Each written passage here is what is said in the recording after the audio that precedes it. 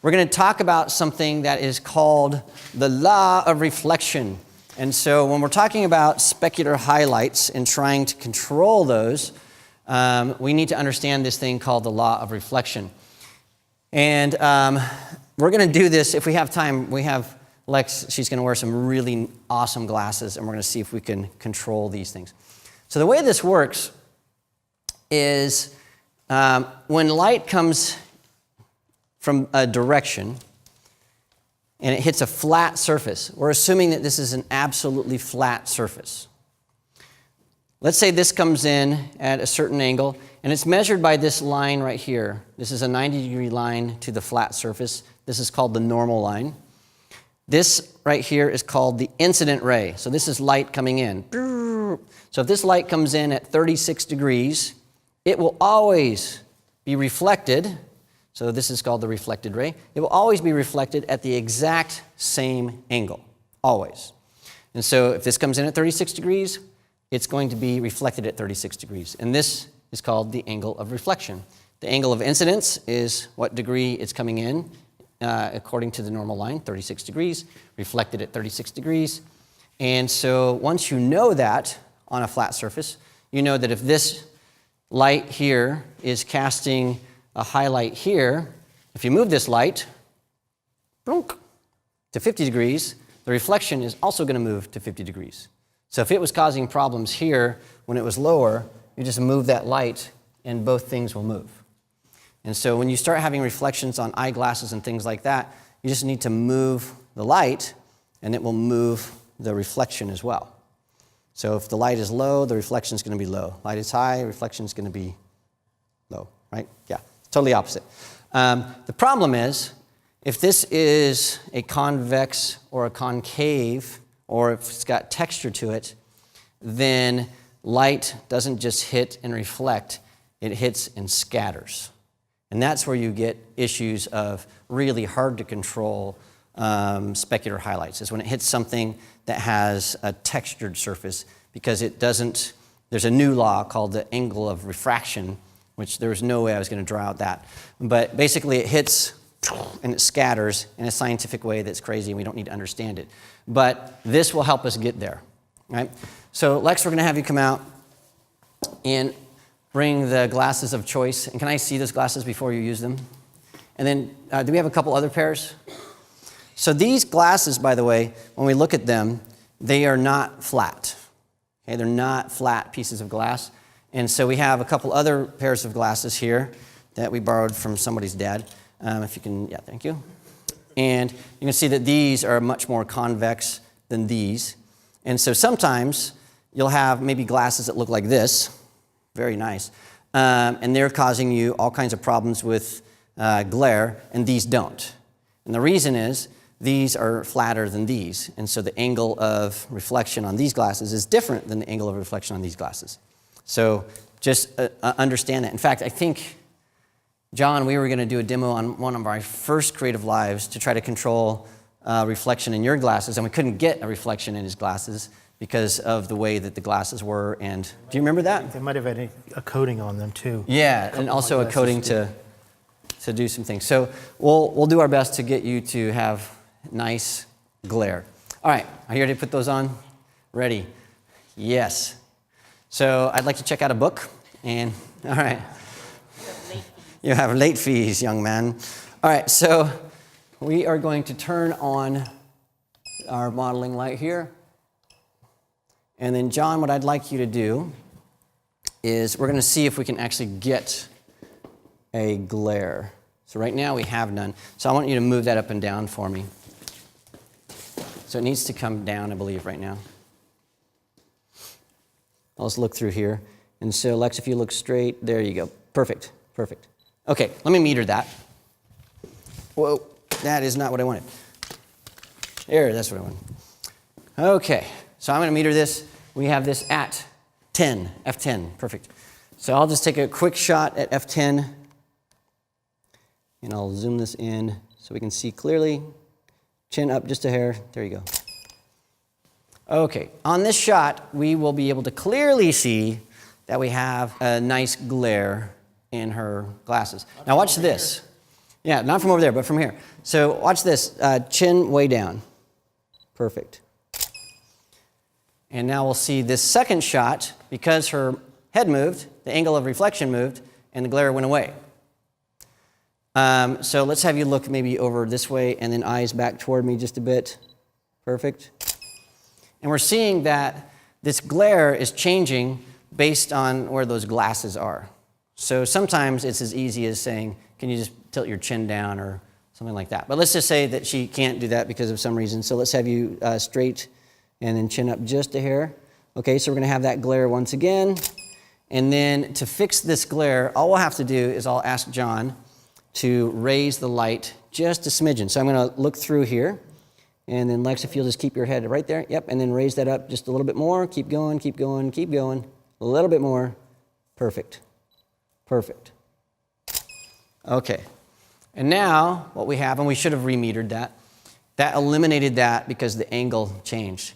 It also changed the shadows. It changed all kinds of stuff. So it's sort of a trade-off no matter what you're doing. You'll solve one problem and create two other problems. You'll solve those two problems, you'll create another problem.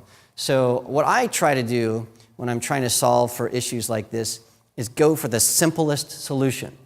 So what I would have done with this, if we had a glare that was annoying, I just would have asked Lex to tilt her head a little bit to see if we could have gotten a pose that worked, because you saw that that did work.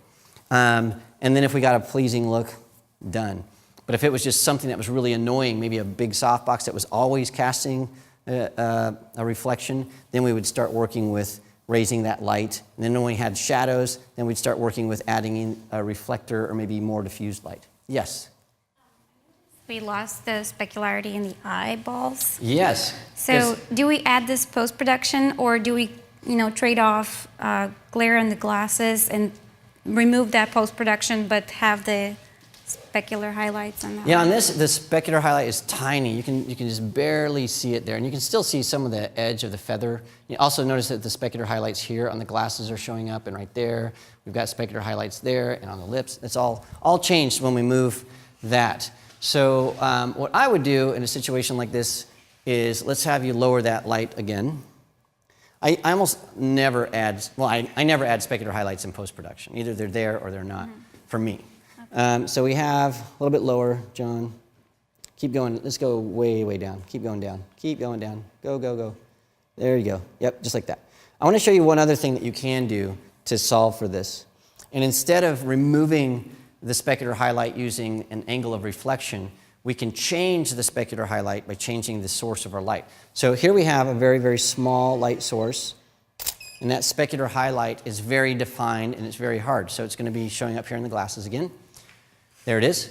And so let's take that off. Yep. Take that off. Oops. Yeah, trying to save your face. So what we can do is, instead of having a small specular highlight like this, what if that specular highlight covered her entire glasses? What if we sort of spread it out? So that's what we're going to do. We're going to throw this softbox on there, and we're going to see what happens when we change the specularity of our light. No, these things are crazy, aren't they? Crazy. Yeah, that'll work. So now what we'll do is we're going to change the shape of that. So if you can meter this for me. And I'm going to do this, John. I'm going to do this. I'm going to do front light. Raise it up just a hair. Like that. Making the effective size of this light much larger. And we'll get it just a little bit brighter. There we go. Meter that for me. 6.3. 6.3. And look straight ahead. Perfect. So what we've done is we've changed the shape of the specular highlight. And I pulled this back a little bit to try to keep this hard. So now we have a totally different highlight. It looks worse, I think. And then we'll do something even crazier. We'll move this close, close, close. So I'm going to try to get this as close as possible. 9. Okay. 9. And I can't focus that close. Here we go. Perfect. Just like that. Okay. You can see that by bringing it closer, it's changed that just a hair. Just a hair. And I didn't change my aperture to 9. But, once you meter, you actually have to apply it. But you can see that these are getting a little bit softer, and if we could get that even a larger softbox, then this would start filling up more of these glasses. So you can do, with product photography, that's what you do, is you just keep getting this larger and softer. And so eventually what would happen is these specular highlights, you'd be able to see through them. And so it would sort of make these a little bit darker, but you could see through. And you would keep these specular highlights. For me, it's change the angle and then work with that. But you can see there's a bunch of different ways that we can work with those specular highlights. And it's something that once you start seeing them, we focus so much on the shadows and informing that. A lot of times you just forget about these specular highlights. But in a portrait like this, the specular highlights will make or break that portrait. You solved the problem. Oh, yeah. Or she could turn the glasses off. The other thing we could do, and this is something that John does actually. Let's say we wanted to emulate a window. We're going to pretend that this is a window. So go ahead and put those glasses back on. And John, I'll have you move this back and forth depending on what we look like. So let's say that she is now, an office worker, and we want to make it look like she has a window next to her. Should be around 9 still. Okay. And then bring that down, John. Keep going down. Keep going. There you go. Perfect. And then chin up just a little bit. Cool. All right, I'll meter this really quickly. 9 is exactly right. This is the last shot of the day for this, not of the day. Of the day is the last shot of the day. So for this, what we've done is, if you wanted to make it look like a medical imaging magazine where the person is working next to some science equipment and we have a light over here, we want to make it look intentionally like this is coming from the window or the thing, you can actually add specular highlights to emulate a certain look. And you could also take this and put some tape over it or put some black, it's called a gobo, but you can make this look like a certain shape. And that would show up also in the specular highlights.